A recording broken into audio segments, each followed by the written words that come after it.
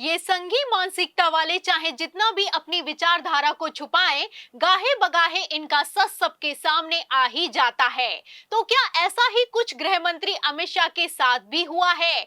आपको बता दें कि मोदी की रैली और रोड शो फ्लॉप होने के बाद डैमेज कंट्रोल करने पहुंचे अमित शाह को पब्लिक ने मुंह पर बेइज्जत किया है। गए तो थे चुनाव प्रचार करने के लिए, लेकिन खाली कुर्सियां देखकर इतना बौखला गए कि भरे मन से आपा खो बैठे हैं। एक तरफ अमित शाह ने बयान दिया, दूसरी तरफ पब्लिक ने खदेड़ दिया। फजियत तो इतनी ज्यादा हुई अमित शाह की कि अचानक सब कुछ कैंसिल करके उल्टे पांव भाग खड़े हुए हैं। तो क्या हुआ है, क्यों हुआ है, अमित शाह ने ऐसा क्या कह दिया है कि बवाल खड़ा हो गया है, आपको एक एक करके बताएंगे। कांग्रेस ने कैसे कमान संभाली है और डबल बेइज्जत किया है, उस पर भी आएंगे। लेकिन खबर की शुरुआत बिग ब्रेकिंग से करते हैं। खबर आप देखिए द प्रिंट की। देखिए इस खबर में लिखा हुआ है कि मुस्लिम वोट बैंक को खुश करने के लिए ममता ऑपरेशन सिंदूर का विरोध कर रही हैं अमित शाह। अब ये बेशर्मी नहीं तो क्या है? पहले कैबिनेट मंत्री विजय शाह ने कर्नल सोफिया कुरैशी को आतंकियों की बहन करार दिया, कहा कि मोदी जी ने आतंकियों को ठिकाने लगाने के लिए तुम्हारी बहन को भेजा है। और अब अमित शाह कह रहे हैं कि मुस्लिम वोट बैंक को खुश करने के लिए ममता बनर्जी ऑपरेशन सिंदूर का विरोध कर रही हैं। मतलब इन लोगों को शर्म है कि आती नहीं। क्या ममता बनर्जी ने कभी ऑपरेशन सिंदूर का विरोध किया है? जवाब है नहीं किया है। उल्टा सपोर्ट में टीएमसी सांसद अभिषेक बनर्जी को मोदी के डेलीगेशन के साथ विदेश भेजा है, पहली बात। दूसरा, क्या अमित शाह ये कहना चाहते हैं कि ऑपरेशन सिंदूर का विरोध करने से मुसलमान खुश होते हैं? अगर ऐसा है तो क्या ये कर्नल सोफिया कुरैशी का अपमान नहीं है?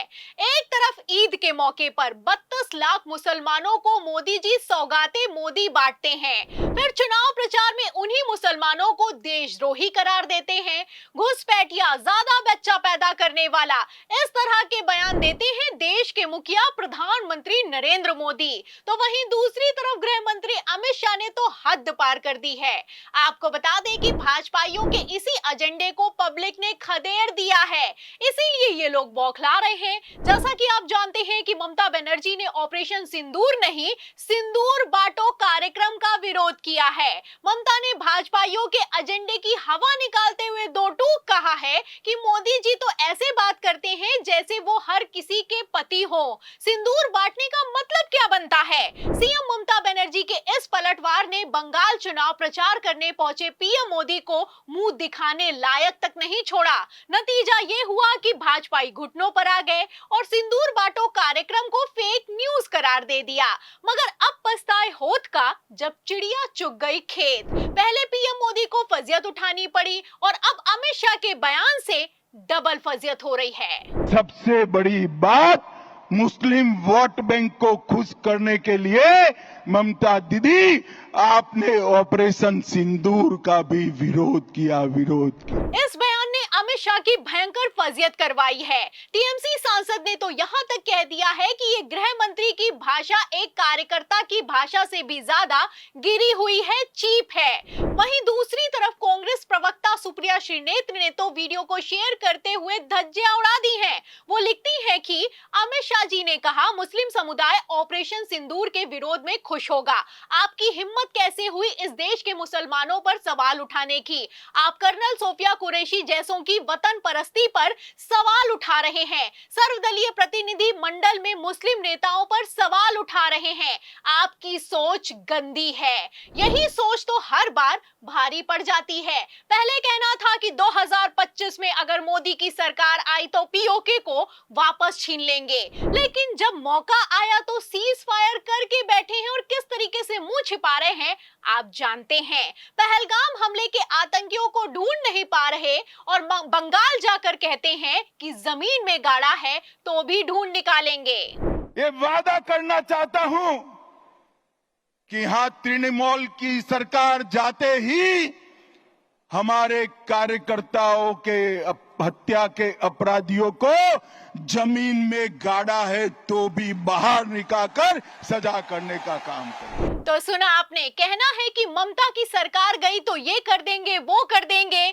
2026 में दीदी की घड़ी खत्म हो चुकी है, अब मोदी सरकार बनने वाली है। बड़े बड़े दावे किए गए, अमित शाह ने बड़ी बड़ी ढकोसलेबाजी की है और अब यही कुछ भारी पड़ता हुआ नजर आ रहा है। आपको बता दें कि बंगाल में पैसे देकर भी भाजपा की रैली में भीड़ इकट्ठा करना मुश्किल होता है, इसीलिए इन लोग की फजियत होती है। जब फजियत होती है तो मंच से बौखलाते हैं। 2021 विधानसभा चुनावों में भी इसी तरह से अमित शाह ने वादे किए थे, भरे मन से चीख रहे थे, चिल्ला रहे थे कि लिख कर ले लो, इस बार भारतीय जनता पार्टी की बंगाल में 200 से ज्यादा सीटें आएंगी।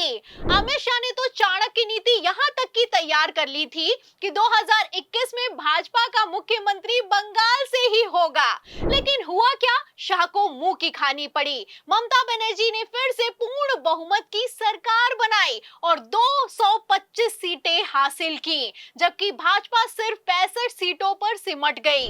जो 2021 में हुआ वही कुछ 2026 में भी होता हुआ नजर आ रहा है। खबर है कि ममता बनर्जी को धमकी देने वाली भाजपा में अंदरूनी खींचतान मची हुई है।